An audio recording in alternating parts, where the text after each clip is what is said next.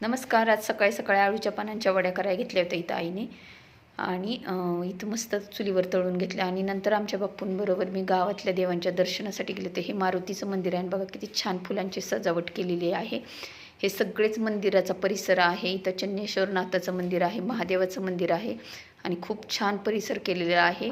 आधी एवढं डेव्हलप नव्हतं, आता खूप छान केलेलं आहे. तिथून असं हलूच वाटत नाही, इतकं छान झालेलं आहे. आणि महादेवाचं मंदिर तर बघा पूर्ण दगडात बांधकाम आहे. महादेवाचं मंदिराचं हे पूर्ण जुनं बांधकाम आहे आणि इथं खूप छान प्रसन्न वाटतं. हे चन्नेश्वरनाथाचं मंदिर आहे, आतमध्येच आहे सगळं सभामंडप. हे खूप छान परिसर केलं आहे आणि खूप छान वाटतं आहे तिथं गेल्यावर. मी पण आत्ता 2 वर्षातून एकदा गेले होते. दरवर्षी यात्रा असते पण यात्रेला होत नाही जायला, म्हणून नाही होत.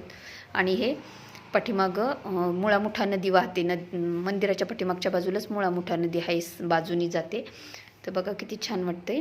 आणि ह्या नदीच्या पलीकडे माझ्या बहिणीचं गाव आहे आणि इथं आता पूल होणार आहे, त्यामुळे तिच्या इकडे जायला खूप जवळ अंतर होईल असे माझे वडील सांगत होते. कसा वाटला तुम्हाला व्लॉग? धन्यवाद.